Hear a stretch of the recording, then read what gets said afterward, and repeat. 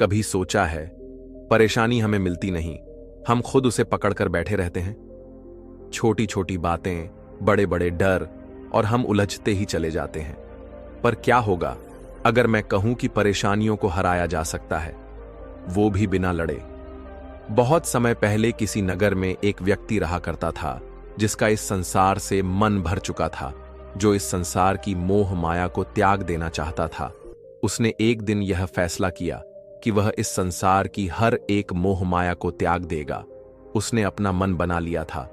उस व्यक्ति ने सन्यासियों का जीवन देखा था और उसने अब यह तय कर लिया था कि वह अब एक सन्यासी बनेगा। वह तुरंत अपने घर से निकलकर पास में रह रहे एक बौद्ध भिक्षुक के पास जाता है और उनसे कहता है कि मुझे एक सन्यासी जीवन जीना है। मैं इस संसार की मोह माया को त्याग देना चाहता हूं। इस पर वह बौद्ध भिक्षु उस सन्यासी से कहते हैं कि क्या तुम सच में सन्यासी का जीवन जीना चाहते हो? इस पर वह व्यक्ति उस बौद्ध भिक्षु के सवालों का जवाब देता है और कहता है, जी बिल्कुल। वह व्यक्ति कहता है, मैंने तय कर लिया है कि अब मुझे इस संसार की मोह माया को त्यागना है। उस वृद्ध की बात सुनकर बौद्ध भिक्षु कहते हैं, तो ठीक है, लेकिन तुम्हें मेरी एक बात माननी होगी। इस पर वह व्यक्ति कहता है कि मैं आपकी सारी बात मानने को तैयार हूं। इस पर वह बौद्ध भिक्षु उस व्यक्ति से कहते हैं कि आज के बाद तुम मुझसे कभी नहीं मिलोगे। जब मुझे जरूरत होगी तब तुम्हें खुद ही बुला लूंगा। हमारे आश्रम में 1000 सन्यासी रहते हैं। तुम्हें उन्हीं की तरह रहना है और उन्हीं की तरह खाना है, उन्हीं की तरह वस्त्र पहनना होगा और ठीक वैसा ही जीवन जीना होगा जैसे कि वे सब जी रहे हैं। इस पर वह व्यक्ति कहता है कि ठीक है गुरुवर, मैं तैयार हूं। इतना कहकर वह व्यक्ति उस बौद्ध भिक्षु को प्रणाम करता है और वहां से आश्रम की ओर चला जाता है। आश्रम में जाने के बाद उसे एक कमरा मिलता है। वहां जाकर चुपचाप बैठ जाता है। आश्रम में रहने वाले सभी लोग उसे चावल कूटने का काम दे देते हैं। वह व्यक्ति उन 1000 सन्यासियों के लिए हर रोज चावल कूटने का काम करने लगा। इसी तरह उसका जीवन व्यतीत होने लगा। उसे लगता था कि जब गुरुजी को उसकी जरूरत होगी तब वह उसे बुला लेंगे। इसी इंतजार में वह व्यक्ति वहां रहने लग जाता है। वह सुबह से लेकर शाम तक केवल चावल कूटने का ही काम करता था। उसे यह काम करते करते धीरे धीरे 12 साल बीत गए। अभी तक वह बौद्ध भिक्षुओं ने उस चावल कूटने वाले व्यक्ति को कभी नहीं बुलाया। लेकिन यह काम करते करते अब उस चावल कूटने वाले व्यक्ति के मन में कोई भी विचार नहीं रह गए थे। ना ही कोई अड़चन और ना ही कोई समस्या उसके मन में पनप रही थी। 12 सालों के बाद वह बौद्ध भिक्षु कब बूढ़े हो चुके थे। उन्हें लग चुका था कि अब उनका अंतिम समय आ चुका है और उन्हें अपना एक उत्तराधिकारी चुनना होगा। इसीलिए उन्होंने पूरे आश्रम में घोषणा करवा दी कि जो कोई भी मेरा उत्तराधिकारी बनना चाहता है वह देर रात में मेरे कमरे के बाहर 4 पंक्तियां लिखकर जाएगा और उसे उन पंक्तियों में बताना होगा कि जीवन जीने का सही तरीका क्या है, इस जीवन को किस तरीके से जीना सही है। इस जीवन का सत्य लिखना होगा। लेकिन एक बात याद रखना, उसे खुद के अनुभव के द्वारा लिखना होगा। किताब में कही हुई बातों को नहीं लिखना होगा या कहीं से नकल मारकर नहीं लिखना है। जो भी यह बताने में सफल हो जाएगा वही मेरा उत्तराधिकारी होगा। आश्रम में जितने भी लोग रह रहे थे वह सब उस बौद्ध भिक्षु को बहुत मानते थे। कोई भी उन्हें धोखा नहीं देना चाहता था।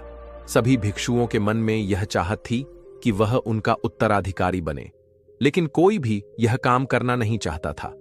उन 1000 बौद्ध भिक्षुओं में से एक विद्वान भिक्षुक ने बहुत ही हिम्मत जुटाकर अंधेरी रात में दीवार के बाहर लिख दिया कि मन एक दर्पण की तरह है, उसमें धूल जम जाती है। उस धूल को साफ कर दो तो सत्य अनुभव में आ जाता है और सत्य मिल जाता है। यह 4 पंक्तियां उस शिष्य ने बड़ी हिम्मत जुटाकर अपने गुरुवर के कमरे के बाहर लिख दिया। अगली सुबह जब बौद्ध भिक्षु उठे और कमरे के बाहर लिखी 4 पट्टियां को पढ़ा और कहा कि किस मूर्ख ने लिखी है, मेरी दीवार को किसने खराब कर दिया है, उसे पकड़कर अब भी मेरे पास लाओ। जब आश्रम में सभी लोगों ने पता किया तो पता लगा कि वह विद्वान शिष्य उन पंक्तियों को लिखने के बाद रात्रि में ही उस आश्रम को छोड़ दिया था, क्योंकि यह विचार उसके अपने नहीं थे। और विद्वान शिष्य ने जाते जाते अपने कुछ मित्रों से कह दिया था सुबह अगर गुरुवर को मेरी कुछ 4 पंक्तियां पसंद आई तो वह लोग मुझे बता देंगे, और अगर इन 4 पंक्तियों को पढ़ने के बाद गुरुवर गुस्सा हो जाएं, तो तुम सब मेरा पता उन्हें कभी भी मत बताना। आश्रम के सभी लोग चिंता में पड़ गए कि कितनी अच्छी पंक्तियां तो लिखी हैं, उसमें फिर भी गुरुवर नाराज क्यों हो गए। इतनी अच्छी बात तो लिखी थी उसने कि मां ने दर्पण की तरह है, अगर उसे साफ कर दिया जाए तो उसका प्रतिबिंब अस्पष्ट दिखने लगता है। वे सब कहते हैं, चलो देखते हैं कि गुरुवर को ऐसा उत्तराधिकारी कौन मिलेगा जो उनके सवालों का सही जवाब उस दीवाल पर लिख सके। वह कौन होगा जिसके पास इससे भी विचार होंगे। कुछ लोग यह सब बातें उस चावल कूटने वाले व्यक्ति के कमरे के बाहर कर रहे थे। वह चावल कूटने वाला व्यक्ति पूरी बातें सुन लेता है और जोर जोर से हंसने लग जाता है। लोग उससे पूछते हैं, इसमें हंसने वाली बात क्या है? तुम्हें इसमें क्या गलत लगता है? वह चावल कूटने वाला व्यक्ति कहता है, गुरुवर सही तो कह रहे हैं कि किस नासमझ ने यह सब लिखा है। इस पर वैसे लोग गुस्सा हो जाते हैं और उस चावल कूटने वाले से कहते हैं कि तुम्हें क्या पता, तुम तो 12 सालों से सिर्फ चावल कूटने का ही काम कर रहे हो। तुम्हें किस बात का ज्ञान है ना? तो तुम्हें शास्त्रों का ज्ञान है, और ना ही गुरुदेव ने तुम्हें कभी ज्ञान दिया। अगर तुम्हें इतना ही ज्ञान है तो तुम ही क्यों नहीं अच्छे शब्द बता देते। वह व्यक्ति हंसते हुए कहता है कि ठीक है, मैं जरूर बता दूंगा, लेकिन इतने सालों से मैंने लिखने का अभ्यास नहीं किया हूं, तो लिखना मैं भूल गया हूं। मैं बातों को जरूर बता दूंगा, लेकिन किसी को मेरी बातें लिखनी होगी, और यह भी याद रखना कि मुझे उत्तराधिकारी बनने का कोई भी शौक नहीं है। इस पर वैसे लोग कहते हैं, तो ठीक है, क्या लिख खाना है बताओ। वह चावल कूटने वाला व्यक्ति कहता है, तो लिखो जो मैं बता रहा हूं, कैसा दर्पण, कैसी धूल। ना कोई दर्पण ना कोई धूल, जो इसे जान लेता है वह सत्य को प्राप्त हो जाता है। यह बात उस गुरुदेव के कानों में पड़ जाती है। आधी रात को वह गुरुदेव उस चावल कूटने वाले व्यक्ति के पास आते हैं और उससे कहते हैं कि तुम यहां से चले जाओ, वरना यहां पर रहने वाले आश्रम के सभी 1000 लोग तुम्हें छोड़ेंगे। नहीं, यह जोगा ले लो, तुम मेरा उत्तराधिकारी बनना चाहो या ना जाओ, इससे कोई फर्क नहीं पड़ता। तुम उत्तराधिकारी बनो या ना बनो, लेकिन जो शब्द तुमने कहे थे वही शब्द बिल्कुल सत्य हैं और जीवन के अनुभव को दर्शाते हैं। इसीलिए मन ही मन मैं तुम्हें अपना उत्तराधिकारी मान लिया हूं, और अगर यह बातें उन 1000 आश्रम वाले लोगों तक पहुंच जाएंगी तो वह सब तुमसे जलने लगेंगे और तुम्हें चोट पहुंचाएंगे। यह लोग बर्दाश्त नहीं कर पाएंगे। यह चावल कूटने वाले व्यक्ति उत्तराधिकारी कैसे बन सकता है? जिसे कभी ज्ञान नहीं, जिसने कभी शास्त्र पढ़ा ही नहीं, वह उत्तराधिकारी कैसे बन सकता है? वह भला कैसे सत्य को प्राप्त कर सकता है? और यहां पर शास्त्र जानने वाले सभी लोग सर पीटते रह जाएंगे। इसीलिए तुम यहां से चले जाओ, कहीं और अपनी दुनिया बनाओ और वहां के लोगों को ज्ञान से भर दो।